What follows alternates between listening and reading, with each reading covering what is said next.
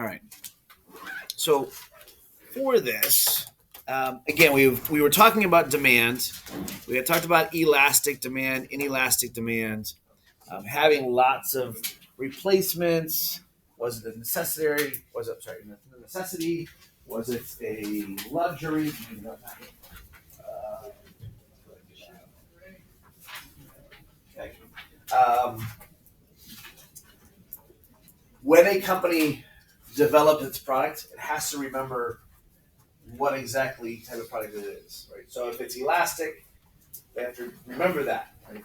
So restaurants, as good as some restaurants might be, does anybody know a restaurant that is just a little too expensive?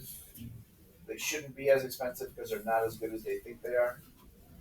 So every once in a while you run across those and you're like, you guys are good, but you're not that good. Like bring your prices down a little bit. Because if they keep their prices too high, what will happen after a while? Yeah, I'm just gonna go someplace else. Like you guys are good, and yes, every once in a while, but like Mucho Bueno or like Mexican restaurants, you know all this stuff is relatively pre-made, and they just kind of like put it together. That's why it comes out so quickly. It still may be really, really good, but if they're charging 15, 16 bucks per plate, kind of pushing it, right? Um, $10, $11 is probably on the high end for a Mexican plate, but again, you have to be aware that people might just stop buying your stuff. Um, Especially like for my company, I know that if there's a recession or if things get bad and people are not making lots of money or people lose a job, we had a couple families this year actually. Mom or dad lost their job and they had to find something else. So what was the first thing that went away? Tumbling, cheerleading, dancing. Sorry, we don't have the money. We have that's you are very. My company is very elastic. Right? So if the economy goes down, we lose customers because we are the last. We don't need to be. I mean, the families don't need us. There was a company that you guys have dealt with in the past.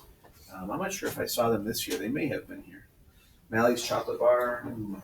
It's always a nice little fundraiser that some of the programs have. Way back in 2008, and this is definitely not scale to scale, but the original Mally's Chocolate Bar was like the Hershey's bar. It was like a nice, normal, original Hershey size. Um, and I think the cost for them, like the sugar or some of the ingredients, went up a little bit. And so they got a little bit cocky and they went, okay, well, we're just going to change the price to $2 per candy bar. Now, who in here is okay with a $2 candy bar? Right? Most people, that's on the higher. Like if it was $1.50, I might be. Part of it too is practicality, right? At a buck, I'm okay with giving up a buck. Giving up $2, I could get some other stuff with $2. A buck, maybe not. So they realize that they're very elastic, and they changed the size to what you guys are currently eating, and they brought it back down to the dollar. So they realize the dollar is in our realm. It's very easy. It's very simple for us to give over $1. $2, not so much. So let's adjust our size, make it smaller, and then we'll go from there. So again, realizing what kind of product you have can really make a difference. Now, supply. Now this is where we get into the idea that as an owner of a company, that's the one thing we've got to do is we are now thinking as a company owner, not someone buying products. Demand was relatively easy because I buy things and I'm a customer most of the time. As a supplier, what is my main goal as an owner of a company? I want to make money. I want to make a profit, right? Because if I make a profit, I'm happy. I can then, if my employees are helping me get this, I can give them raises. Right? They get more money, which means they're going to be happy. They're going to go out and do better at their job, and then there's more money comes in. I'm happy. I can give them a raise again. So it's very, very self for the whole company. It's a good thing for everyone. Um, Typically, I think it's like 5 to 6 years of a company working. At that point, if I'm making a profit, I'm good. If I'm not making a profit, what typically happens to those businesses after 5 or 6 years of no profit? It's easier to go. You know what? I've tried. If you're hitting 10 years and still not making a profit, you might really need to rethink everything because it's not making you the money that you thought it might. Right? There's been a couple examples of this. in the air, but we'll get to them as we talk about some of these notes. So one of the first ideas about supply is as prices rise in certain areas, more producers will want to make that product. Right, so if you guys think way back to when the iPad arrived on the scene, for the original thick iPad that was really bulky, and you had three different versions. You had the 36 gig, the 72 gig, and if you were super wealthy, you might be able to get the 112 gig. But that was it. And then, does anybody know what happened shortly after there with the tablet world? Like, it started like skyrocketing. Samsung came out with one. The nice thing about the Samsung is they actually allows you to put memory into it. So if it came with a 50 gig, you could always buy a 100 gig, or you could get a 200 gig, so you could add memory to it. So that was a big push. And then that was when the Kindle came out, the reader. Anybody still have that? A reader somewhere in their house? Right? And then Kindle came out with the Kindle, what was it, the Kindle Fire? And then you had, what was the Nook? Anybody ever had the Nook? That was like a Barnes and Noble, or was it what are the two bookstores that one of them is gone now? Barnes and Noble and Borders. Borders had, I think, the Nook. That was their version. And then, has anybody ever been to the Drug Mart or Discount Drug Mart? They have those other variations. Everyone was trying to like sell some sort of tablet because there was money to be made. So why wouldn't I get involved? There's money. Think about the cell phone market. It started out with the iPhone, and all of a sudden you had the Samsung, and you had all the other variations, and then so all of these massive choices for us. So why would I not want to make some money off of this? So lots of companies would get involved. The law of supply states that as prices rise, so will the quantity supplied. As prices fall, people will make less of them. Now, the odd part about the law of supply is we tend to think of it as, like, if it's getting more expensive, why would I make more? The backstory is the price might be going up, but does the cost of how much it makes go up? So, for a real example, does anybody know how much an iPhone costs to make and deliver and package and ship everything? I heard someone over here. Said like 350. Yeah. Something like that. Yeah, 250 to 350. And I'm talking it's made in China, right? Shipped across the world to our shores. Now, what have they done packaging wise though?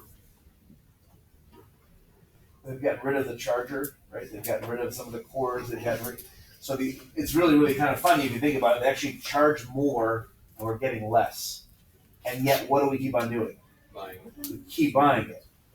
Right. So when they first came out with the iPhone original, it was $400, $500, and then now we're the iPhone 13, or charged at $1,200, $1,300 with less stuff, and yet we're all like, oh yes, I must have my iPhone. Right? But this the thing of the profit that Apple's making every single time they sell, right? Yeah, it's astronomical. Now, if by some chance the price started coming down and people weren't buying it, what would Apple potentially have to do at some point in time? Yeah, bring the price down. But what if they're still not buying it? Get price down, and eventually, at some point in time, they may have to just say, "Okay, we're done. We got to move on to something else." You guys lived during the Silly Bands. Silly Bands is a decent example of this. As prices went up, right? How many companies started making their variations on Silly Bands? And there was all the different images and different designs and yada yada yada. And then people stopped buying them, and so they made less. People stopped buying them, and they made less. And now, like randomly, you might come across them in a store at the checkout right there. There happens to be like 5 or 6 of them. But no, people aren't going to buy them. They're selling them as much, right? Because there's not enough profit to be made. This is going to go back to that graph. So the quantity supply, that's the number we can graph. We'll get to that here in a few minutes. It's the same thing as demand, except from the supply version. How much of a good or service a producer is willing and able to sell at a specific price.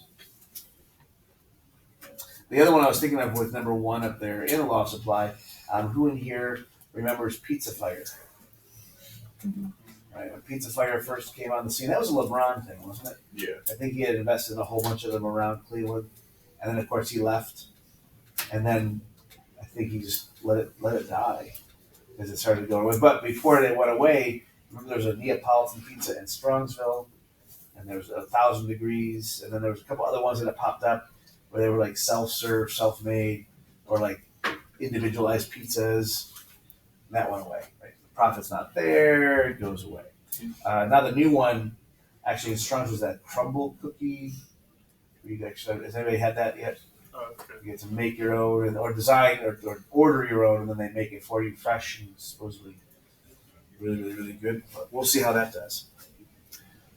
All right. Now,